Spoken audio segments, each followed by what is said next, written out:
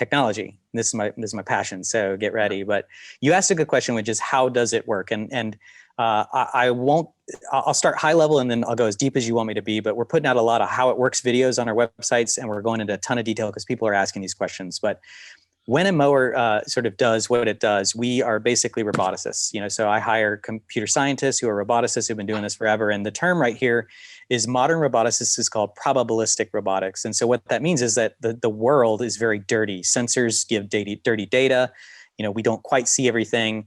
We can kind of guess at certain things. GPS goes in and out. Wheel odrometry, they slip. But what the neat part is that scientists, computer scientists, and other people, researchers have developed algorithms that do basically, I'll call it smoothing or sort of estimated guesses. The fancy word for it is an extended Kalman filter.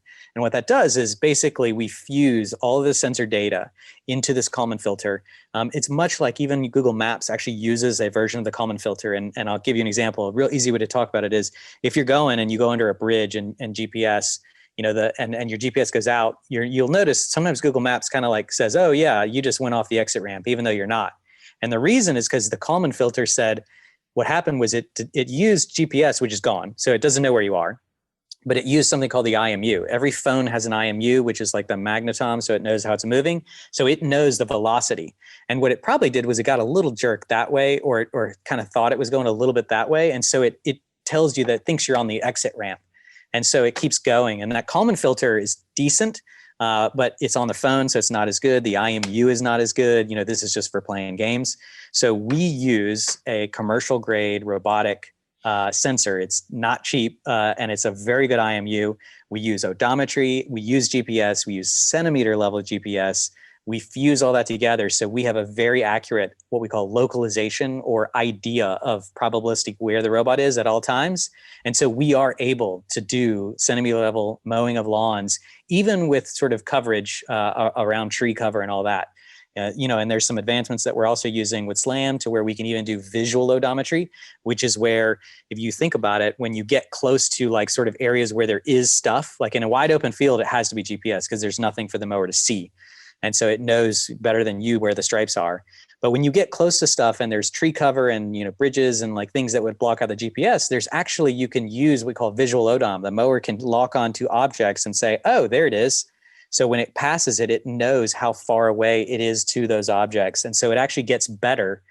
The Kalman filter extends itself and says, oh, hey, I've got more information about the world around me and I can use that. Now I could go into a ton more depth, but I'm gonna stop there and make sure I'm not boring your audience. No, so you're definitely not boring me, and I'm assuming if my audience is listening to my podcast, yes, they're like you and I. So don't worry about that. So, but I will say, as long as you stop there. So, and of course, I have a bias because I already know how some of the other systems are going to work, right? But sure. So we also have Left Hand and Swazi, so totally I love those guys. Yep. So because those they're more up your alley, they're working software and stuff. So knowing that you've got a set of GPS gimbal and you do all this stuff. Okay. I noticed in some of your videos, one of the things I noticed that I was just like, holy cow, because I don't know if you know, but my daughter and I developed our own app and we're awesome. Okay. So one of the things I noticed is like your guy takes out the tablet, draws a thing on the yard and like does a thing, right? So I was kind of interested. That's fake. That's our vision video, and that to be honest, that's where we want to be, but you can't do that right now. So okay. I want to be very clear about that. Okay. Well, I'm glad you were, because even myself, I was like, holy cow, Yeah, there's some sizzle there, and what I want to do is really get people to understand the vision of what we're going after. Like ultimately we will be there, and the team, we know how to do that. That's in our roadmap, is to be able to take that. We have a name for that feature. It's not done yet, and we don't need to, by the way, yet. The product works as is and can reduce the cost of labor right now, and it works. But doing that sort of where you go around it, it actually is not quite a feature that even our customers want. I think that they, having shown it to them, they're like, oh, I get how it works now. This is awesome. And the whole concept of this company is, as you mentioned, the Kaizen, continuous improvement. All we have to do is get better and better. And I think a lot of people, it goes back to your thing, like, does it have to be perfect now? No, it doesn't. It has to work and has to help our customers provide more value to their customers ultimately, and then we can keep improving. Okay. But yeah, that does not work right now, just to be fully clear. Okay. Yeah. So, but then if you are using satellite, is it like connected to the trailers on the truck, or like how, you know, No, like what has happened? You know? No. Yeah, what has happened is what you're talking about is RTK GPS, which is where you have a base station that sends correctional data. The best way I can explain it is that normal GPS works off seeing 3 satellites, and that's just sort of math. You can do Pythagorean theorem and sort of say, okay, I know where I am.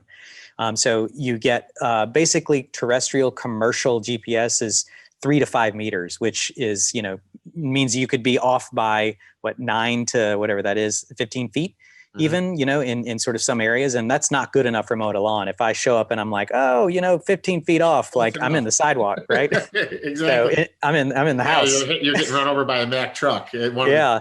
Exactly. So we can't use commercial GPS. And so what they've done is surveyors used to use this. They would, stick out a stake and they'd actually have a 4th GPS point. And what it does is kind of neat is it's doing its own GPS, and then it's measuring the ionosphere and several other pieces of data to basically send corrections to the other one to say, hey, I'm here, you're here.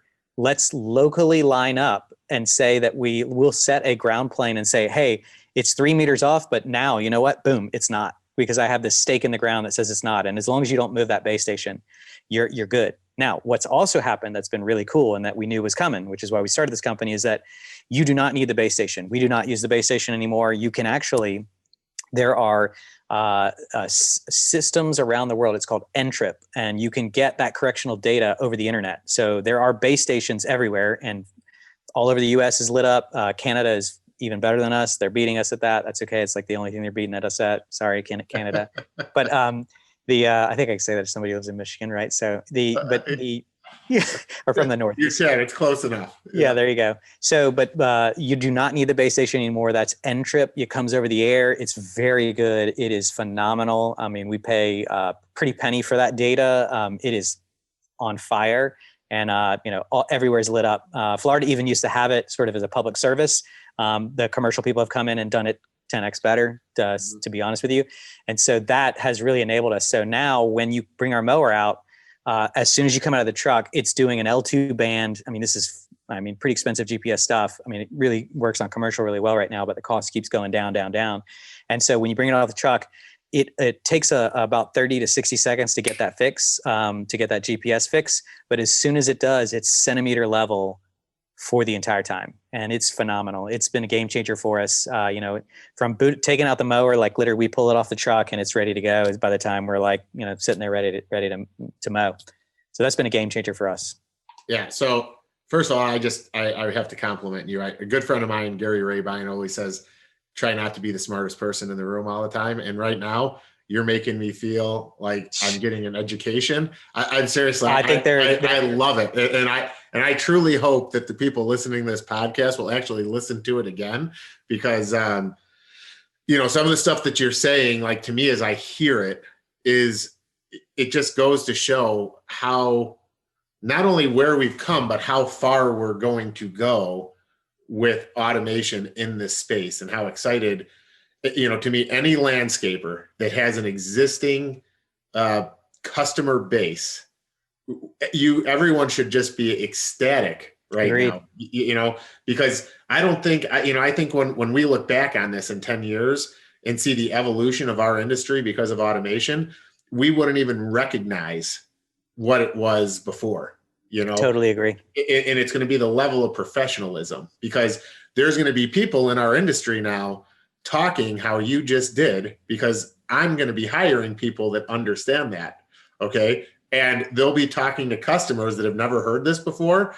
And the stigma of he's just my landscaper is going to go away. I mean, totally. I love it. Love it. So I'm on board. I'm totally on board. And I have to tell you, I do a ton of snow removal, and I just keep on praying that that gets automated. And you might not think about it because you're sitting down in warm Atlanta down there, but I'm telling you, you and I need to talk about, hearing all that stuff you're saying these things can do. If you think the labor shortage is bad in landscaping, you should think of what it is in snow removal. Yeah, Oh yeah. I mean, it's crazy. And everybody thinks, I talk to all these PE people and they're like, well, it's, forget about the snow, lots of grass to be cut. But I'm like, yeah, but there's a lot more money in the snow industry, and it snows in 32 states, like almost all the time. So anyways, Yeah. Putting that little plug in a brain like yours, maybe you're already thinking it, but if you're not, I hope I inspired some problems. Well, we do get that a lot. A lot of people ask us about snow and they ask about fertilizer. And I think another secret that I've learned is I think the way to get big is to hyper specialize. And I know that seems counterintuitive, but it reminds me of like my favorite story is there's this moving truck in our area that on the back of it, it says, we specialize in everything. And I'm like, how do you do that? Like, how can you literally be good at everything? And so I do think that to get very good and big, and you've got a lot of people on who talk about billionaires and stuff like that, and great, more power to them. I do think the way you do that is you focus on one thing. So we are very hyper focused on lawn maintenance, commercial maintenance, big areas, and then we will expand. We do have as our big mission, the reason we're up every morning and we'll be doing it for the next 20, 30, however long years it takes, is that we need to free humans from repetitive outdoor labor. And there's a ton of it. I just learned the other day that these 18-wheelers, they bring them back to these places, these parking lots, and we pay somebody to do this, to spray the wheels and everything down, and this repetitive motion all around each one. And they go to the next one, they do the same thing. And I'm like, need a robot to do that. So that person can be playing with their kids and, making music, making love, like all these things that humans are better at doing that robots will never do and, don't need to do. And, anyway, I could go off on that, but you and I both agree on that. Automate all the stuff. We do. So, we'll get to snow blowing. That's all I'm saying is yes. First, let us do lawn maintenance. So listen, I've got to be clear. Like, I mean, Left Hand already. Oh yeah. They do a great job. And by the way, we have them, but what I'm talking about, and I keep on trying to inspire this is, I never understand. So like a skid steer. Okay. So just, we'll get off this pretty quick because it's obviously you already said you want to hyper specialize one thing, but so a skid steer can mine with no person in it. They can send a skid steer and a big front end loader down into a mine and do all this mining and they can do grading now. And then I bring up for snow removal and everybody's like, not interested. But what I'm trying to get people to understand is this, my snow removal company outperforms revenue of my landscaping company. And, we probably only get 15 events a year, 45 saltings a year. And snow removal is more than snow plowing. Snow removal is de-icing, liquid applications, and plowing. And, I just had a conversation and I'm hoping more people, there's other people like you listening that maybe are like, okay, I'll get going in that with Joe. But totally, I look at it like, you think it's hard to find somebody to cut grass from 7 a.m. till 5 o'clock at night. When I call somebody and say, hey, I'm going to hire you. And they're like, awesome. How much? And I'm like, okay, I'll pay $30 an hour, but then it doesn't snow for a month. The first time I call them when it snows, they're like, dude, I got a job. Like, I can't wait for you to call me. So it's even a bigger problem. And it always does surprise me, especially like Caterpillar, why they don't do more in it. They already have some of what they need, but I don't think they have like what you have, which can see everything like right now, because they're setting the I always call them a gimbal, but they're setting the head and they're doing all this stuff. And then they leave it. It's different. So anyway. Well, again, this is hardware companies thinking like hardware companies. So the fundamental difference between us and all these companies is we're a software company. Like, I don't build a mower. Reitman Manufacturing builds the best mower that I know of. And I think that is a fundamental difference between us and, say, Left Hand Robotics. More power to them. Like, they built their own robot. There's another lawn company in stealth mode or whatever that means that's doing the same thing. And, I talked to one of their developers and they're like, yeah, we're like really into like figuring out the wheel. And I'm like, the wheel? Like, dude, get a Michelin. Like, that's what we all use. Like, get a Tweel. Like, that's a solved problem. Like, why are you trying to reinvent the wheel? Literally. Literally. And so they're like, oh, well, then we're going to use this metal and then we're going to do this. I'm like, dude, we're applied roboticists at Greensea. Like, we are taking off the shelf sensors that already do this and putting them to work. And I mean, that's just the fundamental difference between us and some of these other companies. And I think some of them are kind of pivoting that way. It's great. I think more competition is awesome. And in fact, I have a theory about competition. Like every moment I spend thinking about competition, which is actually just bumped in my counter to 2 minutes, means I need to go to my customers. So afterwards, I'm probably going to call my customers and spend 2 minutes just talking to them, because anytime you spend thinking about your competitors is wasted, and you need to just go focus on your current customers, and you'll be a 10 times better. And I believe that. No, listen, somebody sent me something about Robin Autopilot the other day, and my response in the email was literally, anything they do in the industry is good for me, because it's just more automation in the industry. Totally. So I totally agree. It's like, you can't try to figure it out. It's just, people are going to buy your product much like they're going to buy Husqvarna's and Ambrosio's, and it's such a wide open market. I mean, I think the last time I looked, it's like $80 to $100 billion market. It's such a big market. You'll screw yourself trying to figure out how to get them you'll waste time and energy. So then what vision, has your vision changed? Like when you originally started doing this, what's been the evolution of that original vision with Green Z? Well, the thing that has really never changed is this desire to free humans from this repetitive outdoor labor. And I could not say that enough, but I think when we started, it was, why is there not a better robomower? And so we were like, why do commercial people not use these? And very quickly we knew it's like, you have to install this wire, and it's just that the unit economics aren't there, and to do it the right way. So the thing that has changed a tiny bit is we've always wanted to reduce the cost of labor for lawn maintenance companies. And that's another, sort of sub goal on this path. Right.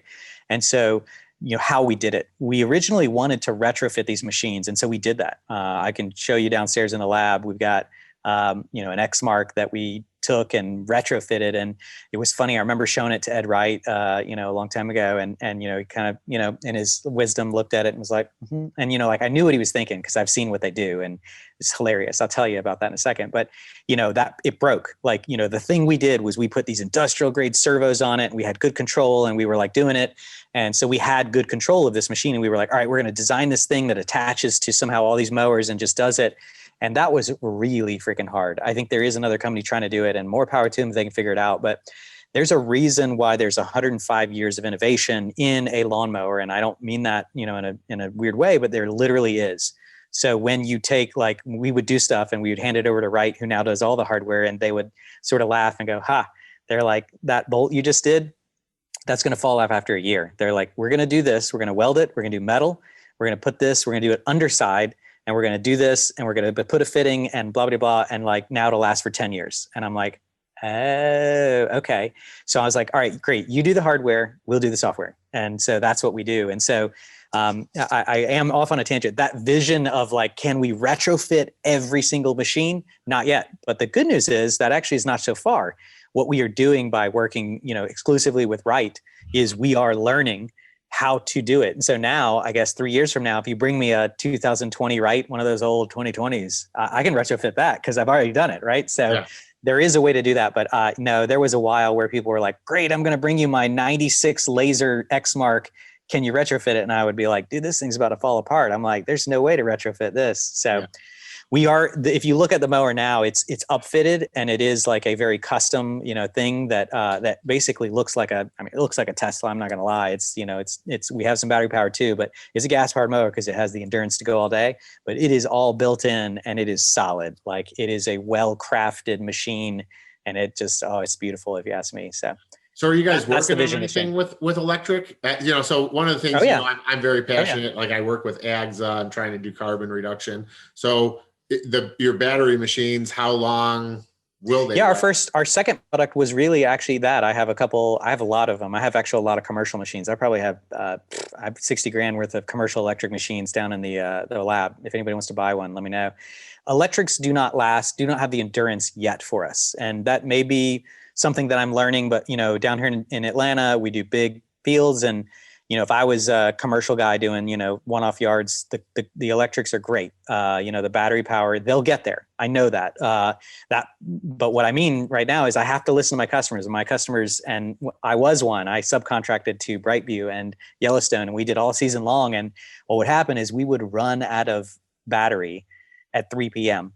and we'd be like, okay, like, what do you do? Like, and it's a 12-hour charge time. So we drive back to the trailer, and then, we plug in, we built this special trailer where you plugged in the trailer and it would charge everything in the entire trailer overnight. And then the breaker would trip, and we'd wake up in the morning and we'd call our customers and be like, you know how we didn't finish yesterday at 3? Well, we can't even mow today because it needs another 12 hours to charge. And it was like, they're like, we told you electric was not the solution. And we're like, ugh. So I believe that electric will come and it will get the endurance needed. And I believe that there are several vendors who are doing kick-ass job at that. Mean Green Mowers, Greenworks Commercial, even Skag and Gravely are coming out with theirs, and I applaud them, and I would love it. And they can send me one and I'll automate it. It's fine. But for now, my customers are not asking for it. And the efficient gas-powered mowers that we have right now that do a great job and they last all day, and you can go get more fuel and fuel it up. And I've joked with Ed, we're going to remove the cup holders on the current ZK standard because we don't need the extra space. Literally, we don't. We put more fuel in there and just keep going. Yeah, awesome. All right. Well, yeah. Still, gas. So how about propane? Do you Sure. You know what I mean? Again, I don't make the machine. So, whatever, manufacturer wants to do, our software can automate it. And so what we do is we've been very specific about, we're applied robotics. We automate the repetitive parts of the labor. And so however you want to control the machine, I'm actually coming out with a How It Works video we're recording next week on really the specifics of how we control the mower, because it's pretty awesome what we've been able to do in partnership with Wright and Hydro Gear and some of the other players. So it is extremely precise, standard, CAN bus, all that stuff. So the electrics, it's crazy. I used to think, I hired a bunch of roboticists. We hijacked this electric and I was like, oh, we're going to get super precise control. And then we got this Wright standard and I have better control and it's insane. And I can't go into, I would love to go into why, but it's way too much details. But, having lag in a mechanical system, not to get too crazy, is very tough. Like when you tell the machine, hey, turn this way, and it kind of drifts or whatever, there's almost zero lag in the system, just, which makes it very easy to automate and very fun. And when you see it drive, you're like, whoa, you're like, that thing is super precise. And that's because it's constantly measuring it like 200 times a second, like how straight it's going. So when we fire this thing down the road, it's bumping around and it's just adjusting like faster than a human can to like stay straight. So it's pretty cool to watch. Yeah, that makes sense. Because something I've always thought with electric when I try them out, because I kind of get what you're saying with the controls, is I've always thought like, man, it'd be nice if they just put like one big electric motor that goes right to the hydraulic pumps. So you still are controlling hydraulically. Well, there are some vendors who've done that, but I don't know why some of the current commercial electric haven't.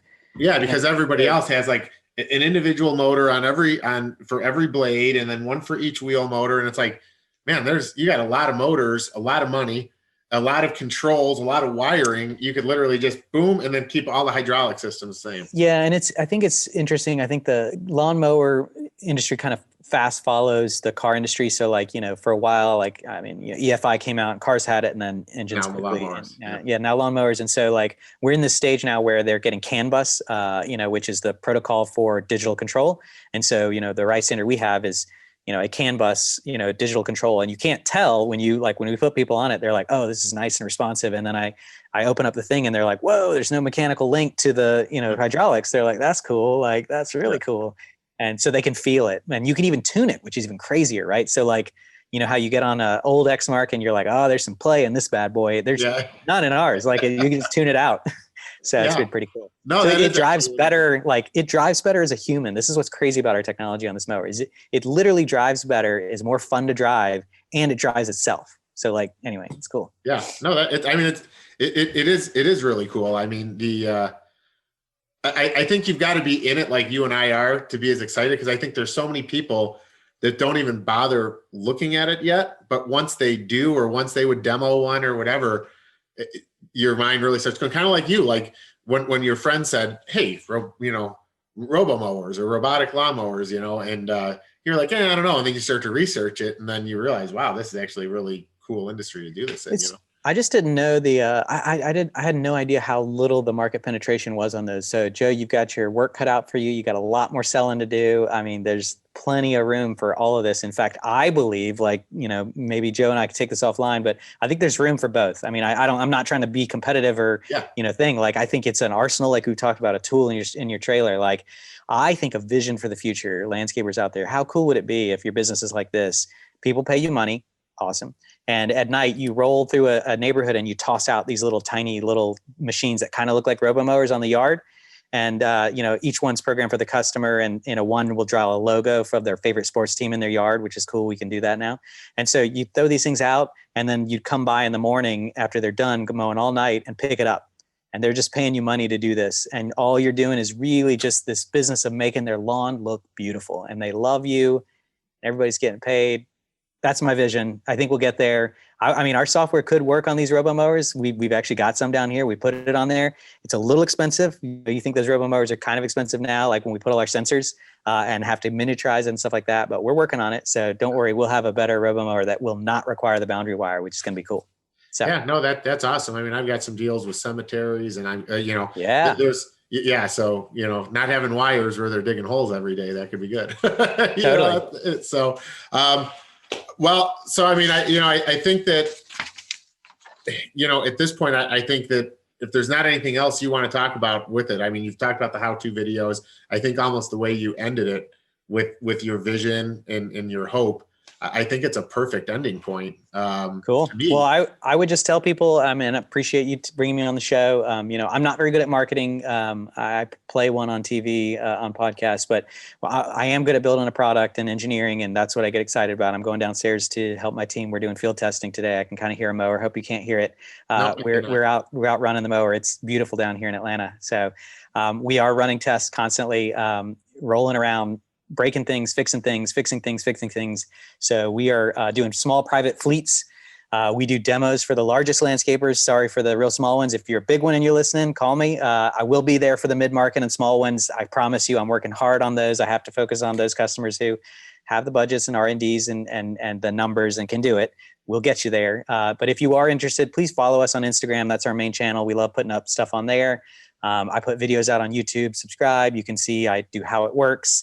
Follow Right if you can't. Their videos are phenomenal. If you're a landscaper looking for education, this year they've been on a tear with like cut quality, how to stripe a lawn, all this stuff. So look there, look us up, and thanks, Joe. Keep doing what you're doing, man. Let's automate success for everybody. Yeah, great. Like I said, thanks for being on the show. It was a blast, and hopefully in the future we can maybe start making this like a yearly thing, because I think that every year there's going to be something different you're going to want to talk about. So all right, let's do it. All right, awesome. All right, thanks a lot. Have a good one. Cheers. Yep, you too.